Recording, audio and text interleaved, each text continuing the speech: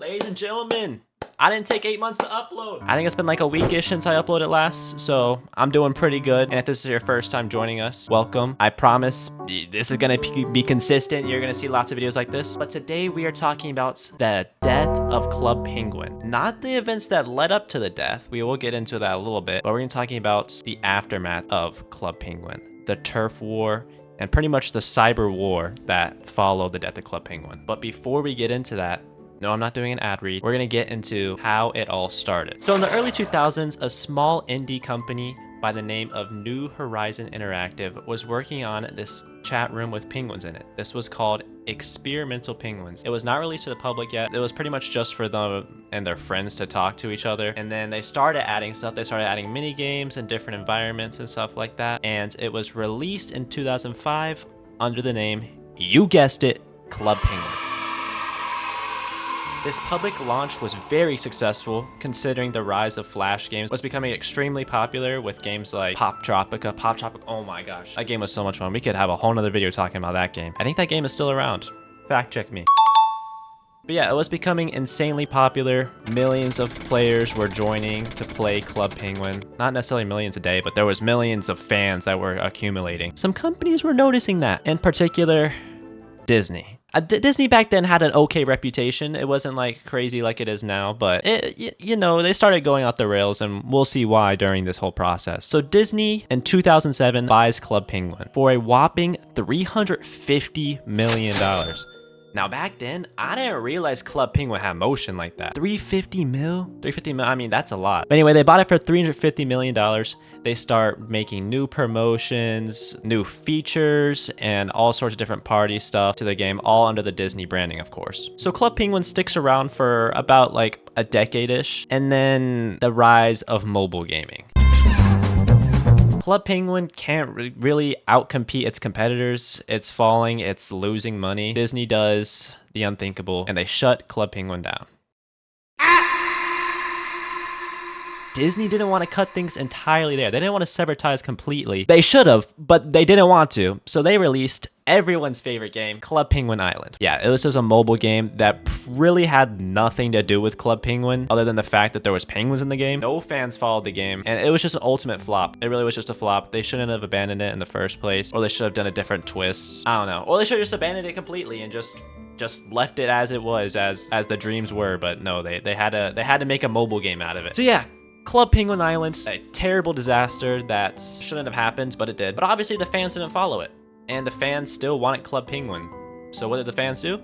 They made their own games. Different Club Penguin remakes were popping up all over the place. Most notably, you have Club Penguin Rewritten and Club Penguin Online. But of course, Disney being who Disney is, they can't just let these random remakes just pop out of nowhere and just be fine and just walk on out like nothing happened. So they started hitting them with DMCA strikes, or I guess you would say. But they didn't really like it, and most of it went settled. They were fine. They just had to make a couple changes and like domain changes, stuff like that. For the most part, a lot of like the small like private games were fine.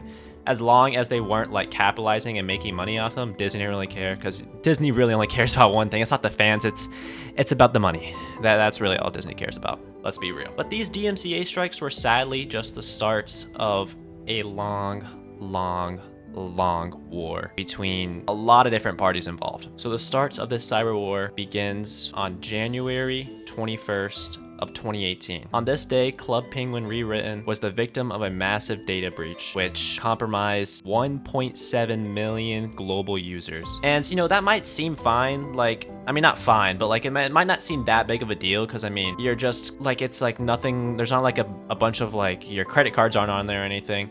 But the thing with any sort of data breach, this goes for any data breach, when you leak that much information, you have all their passwords and stuff for that game. And a lot of people use the same password, so they'll just go over and go to the thing, and they'll just take their other accounts, and you know, you lose money. There's a lot happened there, and not good stuff. I don't know if it ever came out to who actually was the cause, like who actually started the breach. I don't think that is like was ever released or ever found out. But I do have a couple speculations that I'll get into later. Then you'll probably pick up on too once you hear about the other stuff that happened with this cyber war. So Club Penguin Rewritten was hacked through this thing called MD5 hashing. Now I'm not a genius by any means. Look at me. So I'm gonna just read what this says. So pretty much it involves exploiting vulnerabilities in a function that generates a fixed length string of characters. This fixed length string of characters was used to encrypt important user information on different servers, which led to them being compromised. Again, I'm not a genius, so if you know anything more that I missed with that explanation, because I'm not a, I mean, I'm a nerd, but I'm not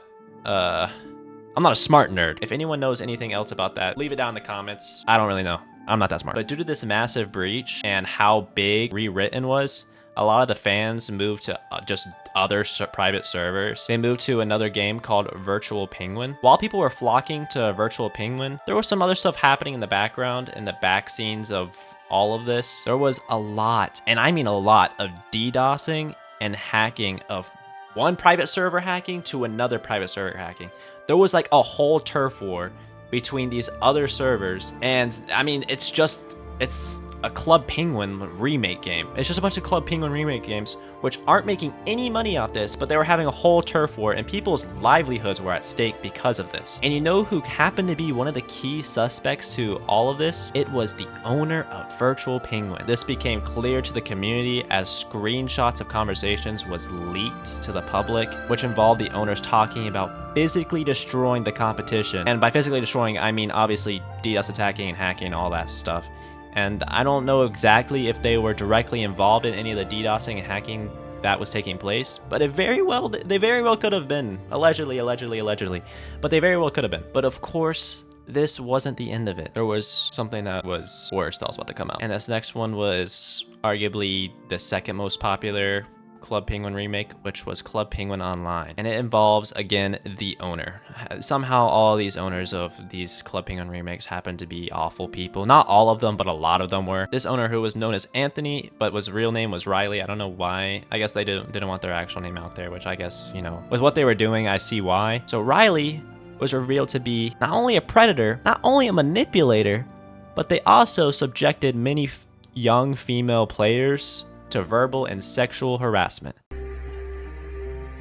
And there are multiple accounts of people saying and claiming that Riley manipulated young female players for sexual favors. Unfortunately, I don't know why this happens so much. Holy, I just noticed that. Why the pearly gates are opening up for me. Hold on. But yeah, of course, like any sort of controversy, this just gets brung up. It's really sad, but it's what happens. It's the evils of the world. Riley goes down for being this type of person, and then as all this is just building up and all the tensions are still rising as this turf war is still going on, in May of 2020, Disney sends out DMCA takedown notices to all private servers with Club Penguin in the name. And honestly, I get it. It's like the end of an era, kind of, and it does suck, but I really, out of all the bad things that Disney has done, I think this was the right move for Disney. There was just way too much happening. There was like,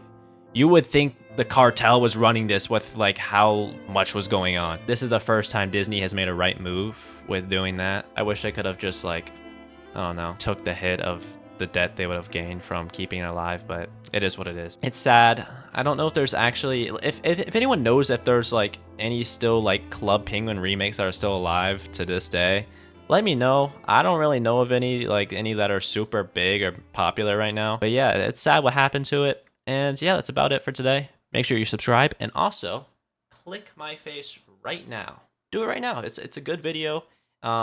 It's about streamers who got attacked while live. It's really funny. Watch, please. Bye. I'm homosexual.